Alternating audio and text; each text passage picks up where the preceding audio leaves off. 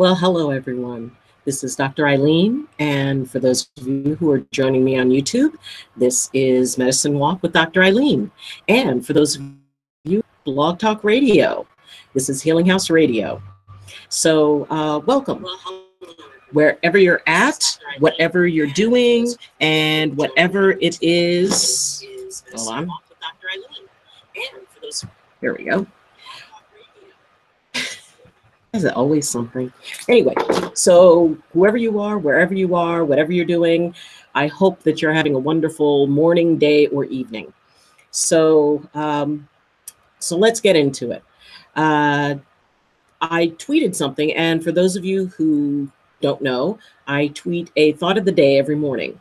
And so you can follow me on Twitter if you'd like to participate in that. And today, sometimes one will come up and it'll start to get kind of some reactions. And so I wanted to expand on that. And the idea is that when we have a conflict with somebody, when we're hurt by somebody, when we're angered by somebody, we should make a conscious choice to talk about it as soon as possible. Now, I know that it can be difficult, especially if there's a lot of emotion into it, if there is a lot of stuff that goes with it. Maybe jumping into a conversation is not the best thing to do right in that moment. And you can step back, take a breath, and decide, do you want to choose to have this conversation, or do you want the conversation to choose to come out whenever it darn well pleases? And this is often the case when we have a situation that we just kind of bury and we say, okay, I'm not going to deal with it. I'm going to take the high road. I'm not going to say anything. I don't feel like getting into it. But the thing is, it doesn't go away. It stays under there. It kind of claws at you a little bit. And at some point, days, months, weeks, or years down the line, that little thing is going to claw its way back to the surface. And out of nowhere, there's going to be this, and that time that you did this, and that was really upsetting to me. And the thing is, the other person, to a certain extent, rightfully, is going to say, look, if this bothered you, then why didn't you tell me at the time that it bothered you? And there are going to be a lot of reasons that people don't do this. It can be that, excuse me, like I said, that maybe they don't quite know how to talk about it in that moment. And also this could be you, maybe you don't know quite how to talk about it in the moment. Maybe there's circumstances where you can't talk right then, or maybe there's some fear. Maybe there's some fear that there are consequences for for talking about something or bringing it up. And those are all reasonable. So the idea is that you take a good hard look at where you're at. If someone is upset or hurts you, they need to know about it, because there's every possibility that they don't. There's every possibility that they didn't interpret the situation the same way you did, or reversed. It could be someone else who's upset and you have just no idea. And we all know when, somebody starts acting resistant or distant, you can tell that there's something going on. You ask them what's going on. They say nothing. And, maybe you pursue it and say, well, I know something's bothering you. What's going on?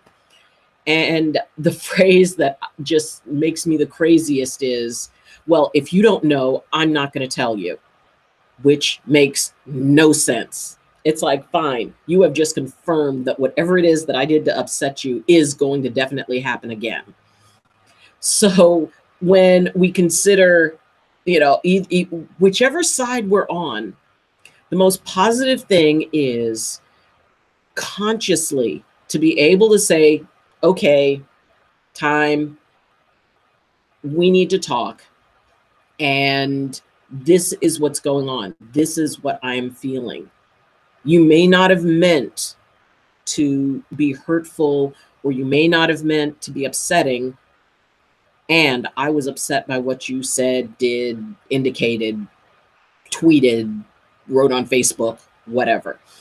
I spend a lot of time counseling people kind of through tough things, and when they need to have a space to be able to sort of work it out in their own head with somebody there. So I do that a lot, and it's always interesting because if it's somebody who has done something and they honestly don't understand why the person is so upset, it's like, all I did was, and I gently remind them, it's like, well, that's not all you did. That's just the last thing you did.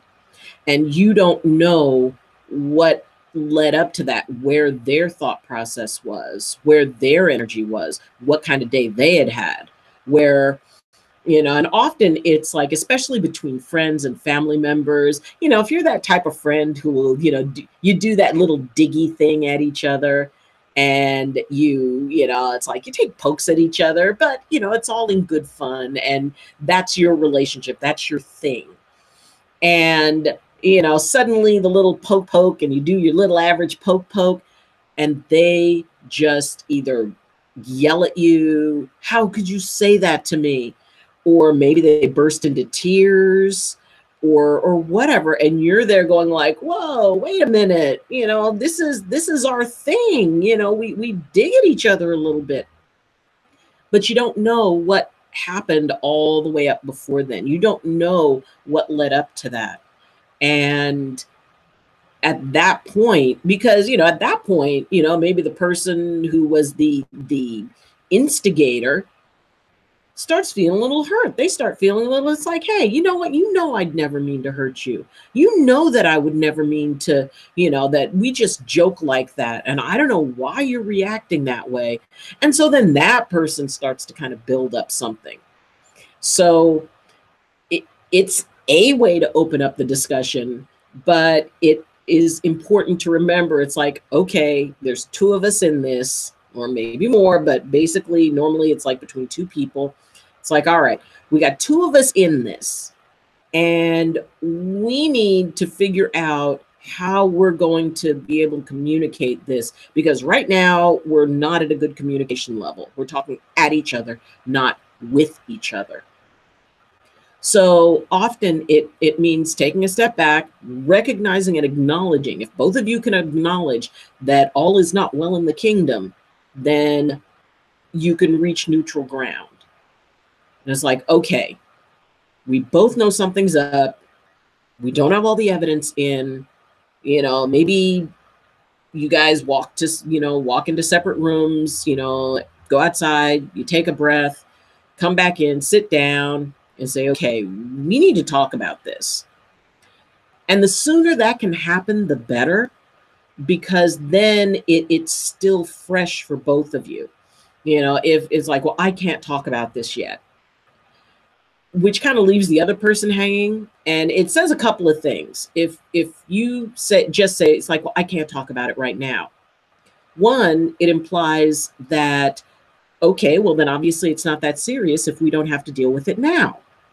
And two, well, this person is content with their story. They don't want to hear my side. So, hey, I'm just walking off. And then when, time passes and the person goes, well, you know what? I really want to talk about this. Then the other person was like, you know what? That's old. That's in the past. We had a chance to talk about it. You didn't want to. We're done. I don't want to talk about it anymore. So then it ends up being this thing that remains unresolved. It ends up being, something that turned bad in the refrigerator, but you don't quite know what it is. So when dealing with conflict, when dealing with situations where it's like, you know what, we need to talk.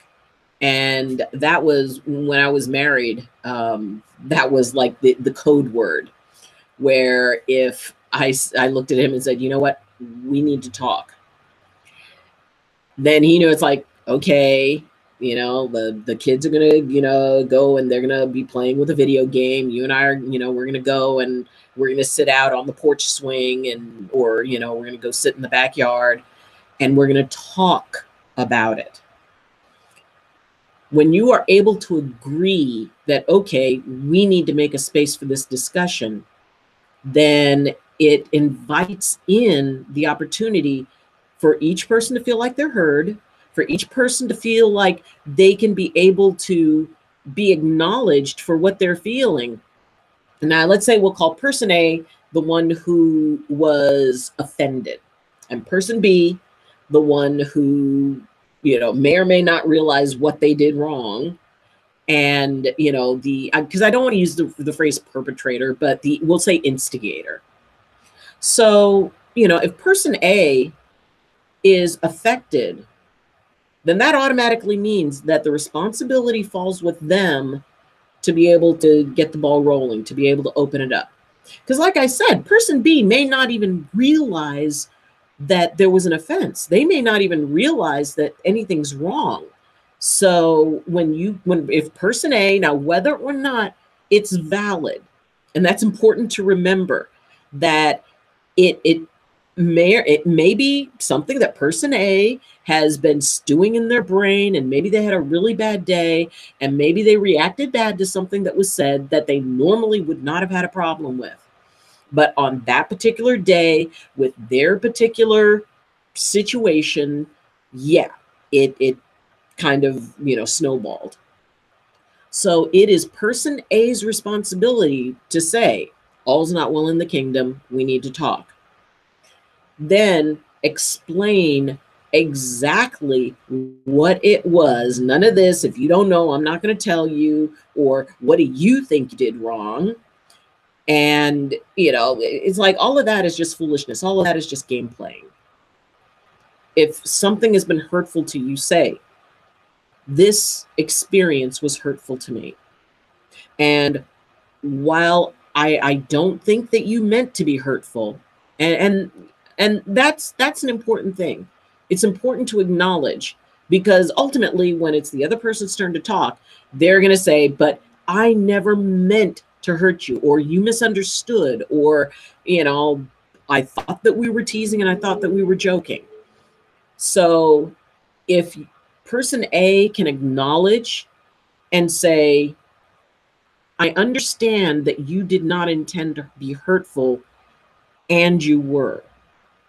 So then it becomes a situation where it was like, oh, okay, person B knows that somehow something got messed up, and they already have the you know, an acknowledgement that, hey, they didn't, you know, that they didn't mean to be mean, and this is about, okay, you need to understand how this affected me.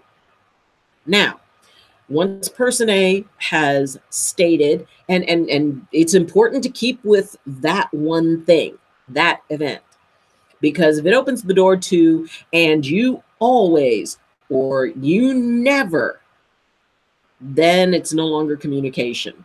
Then it's just a situation of somebody going, you know, oh, well, okay, they're deciding to judge me today. Or, yeah, I mean, nobody ever does anything all the time or never.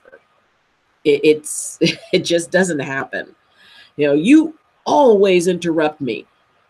Well, if they do, then, you know, this is a conversation you should have had a while ago.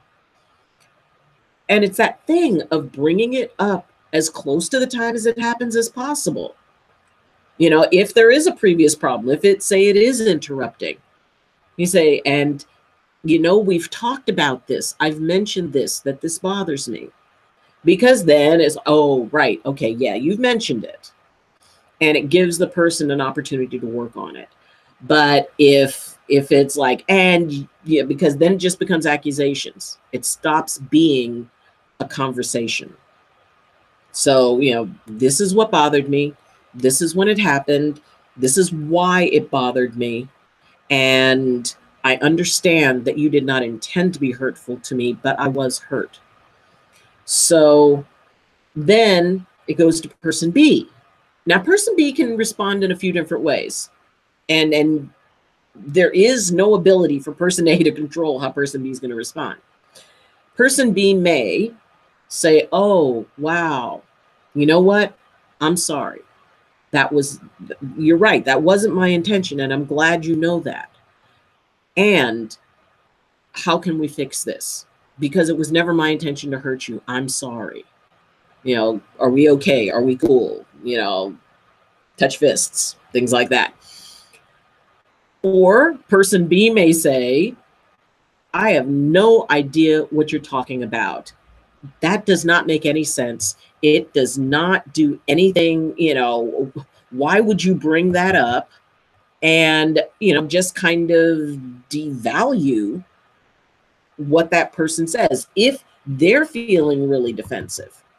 So it can become, you know, you got to be careful about where it goes, because it may go into a place where that person says, you know what? You know, I don't know why you're so upset. Well, maybe they had a bad day. Maybe they got blamed for something. Hold on. Computer's doing something weird. Okay. So maybe they got blamed for having a tough time, and at that today, why is everybody on my back today? Am I wearing a sign or something? What the heck? And then all that they've been going through gets dumped back on person A. Well, person A is like, whoa, whoa, whoa, I'm just talking about what you know, about this. And person B may be off to the races and say, you know what, you did this and you did that. So they could try, you know, the best defense is a good offense. So it may be that, you know, that person will acknowledge it and go, oh, okay, we can cap it off right here. Or person B may escalate. Or person B may go into, I'm sorry, oh, I'm scum, and I do this all the time, and, you know, and I'm just such a horrible person. And, you know, they may spiral into some sort of shame cycle. And then you reach that point where it's like, well, wait a minute. All right, it wasn't that big a deal. I just wanted to talk to you about it. And then you actually find yourself comforting that person. And you're wondering, it's like, wait a minute, they did something to irritate me. Why am I comforting them?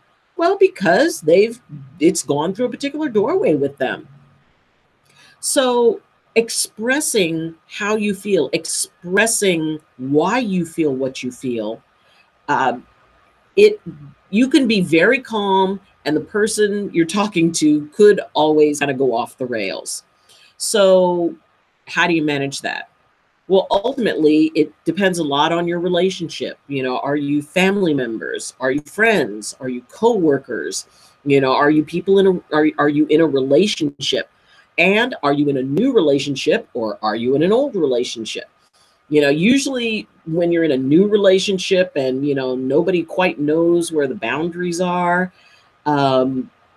it can be tricky, because then everything is taken very personally. And see, that's at the heart of what's going on, is that idea of how personally is this being taken? How internalized does it come across?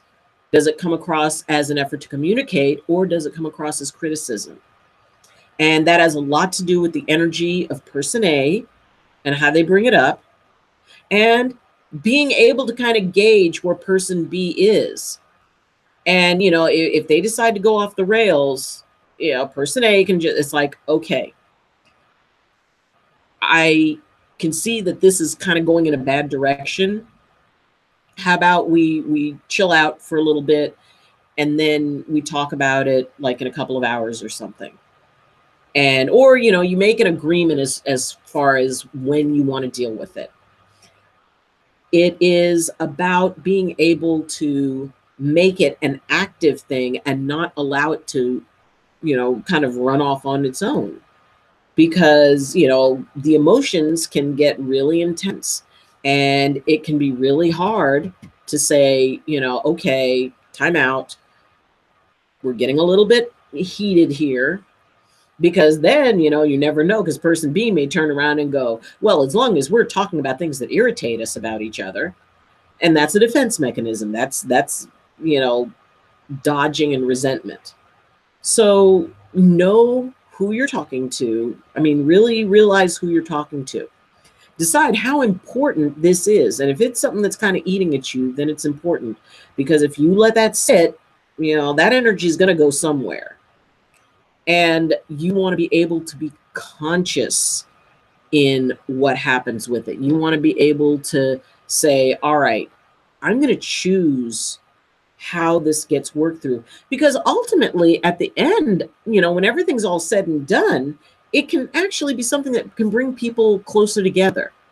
And there's something that's actually very cool about being able to go through the process of a conflict, come out the other side, hug it out. Hey, okay, can we hug it out now? And be able to go, wow, we can do this. We can manage this. This is like really, really good, and you feel very mature in the relationship. You feel like your relationship has grown. Because, and everybody is going to have conflict. It doesn't matter how long you've known somebody. It doesn't matter how close you are. It doesn't matter, how much time you spend together or how much you have in common. We're all going to reach a conflict with the people close to us just because it's human nature. And the more that we are able to acknowledge that that is a natural part of a relationship, it's a natural part of interaction, then we stop taking it so personally, because that's where things usually start getting off track. Stick to the one discussion. Don't always or never anything. In this circumstance, in this discussion, with this thing, and now they say, well, it never bothered you before. And maybe that's true. Maybe that's a valid observation. It's like, well, it always kind of bothered me and I didn't know how to say it. So, I don't hold you responsible for that. And I'm saying it now. From this point forward, I would really appreciate it if, and present a solution, because that's the whole point, is that you get you have a problem, you identify the problem, you figure out a solution, and then you activate the solution. If it's that somebody never picks their shoes up, okay. For some reason, if that really bothers someone, it's like, whoa, okay. Well, obviously this really bothers you, and I will do my best to remember to pick up my shoes and put them in the appropriate place. And if I forget, it's not because I'm trying to disrespect you. It's just because I've honestly forgotten. Please remind me in a gentle and respectful way. Or, you can make a game of it. Maybe every time the shoes are down there, you ball up a piece of paper and you throw it at them, or you toss a pillow at them, or you say bluebird or whatever. You can find a way to actually make it something that's not judgmental, because nobody likes to be judged and nobody likes to have their feelings made invalid. And when you're in relationship with someone, no matter what the nature of that relationship is, it's always really, really nurturing and empowering when a conflict comes up to say, you know what, this is our thing. We can do this. We can get past this. And then you find that you're closer on the other side of it. So don't worry if there's a conflict. Don't be afraid to speak your truth. Don't be afraid to express consciously what happened, how it affected you, and how you believe that it can be resolved. And to acknowledge that, no, I don't think that, you're a bad person for saying this. I know that you didn't mean to hurt me, and you did. And I have like a really direct thing with this. I've mentioned this before. When I was young, and we used to go to church, my sister commented one day that she hated standing next to me. And I was like, she was like maybe 8 and I was 7. And she said she hated standing next to me because I was such a horrible singer. And when we would get up and sing with the choir, that she just hated standing next to me. And that instilled in me this absolute fear of singing. I always assumed, and I loved the idea of singing, but I always assumed I was this horrible, horrible singer. And so years and years later, when I had a conversation with my sister, and it was during a time when she was passing away from cancer, and we were utilizing part of that time to kind of clear things. And she said, we were talking about things when we were growing up. And I mentioned to her, I said, something that always kind of bothered me is, remember that time we were at church and we were young, and you looked at me and, and you said you hated standing next to me in church because I was a really bad singer. And I mean, she was in her 30s, I was in my 30s. And she looked at me and she said, "Really? I said that?" And I said, "Yeah." And she said, "Wow. And this has stuck with you this whole time?" And I said, "Yeah, it did." And she looked at me and she said, "Honestly, I don't even remember that I said that. And if I did, I was probably feeling really jealous of you because, we talked about that, there was that sibling rivalry type of thing. We were the two girls. She was the older and smarter, and, and I was younger. And she felt that, I was the pretty one and I thought she was the smart one. So growing up, we really didn't have a close relationship because there was that kind of edge between us. And we were only a year apart. But she said, if I did say that, I am so sorry. I never meant to hurt you. I don't even know why I said it. It was a stupid thing to say. Then she said, all these years that's bothered you, and you wait until I'm like getting ready to leave and then you bring it up? And I felt kind of silly. And I said, well, I just didn't want that to be unfinished business between us. And she understood. And she said, that's okay.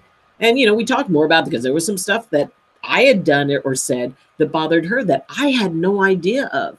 So it actually ended up being a really beautiful conversation that allowed us to see each other for who we are and to actually go back and correct some of those little, fairly insignificant, but, still stinging things. So don't be afraid of the conversation. Don't be afraid to say, you know what? I know you didn't mean to hurt me, and this did. So let's figure out a solution. And even if they react badly, then stick with it, because maybe it's just, well, I was having a bad day too. So it's about communicating consciously. And I wish you the best of luck with that, because once you get on the other side of it, it is awesome. So thank you for joining me. I will be back next Thursday. And for those who are on Blog Talk Radio, feel free to visit the YouTube page. And for those of you who are on YouTube, if you found value in this or any of my other videos, then please like, you can share, you can subscribe, and please comment, because I do answer the comments. So once again, thank you for joining me. And as always, I wish you balance and I wish you blessings. From my heart to yours. Love you. Bye.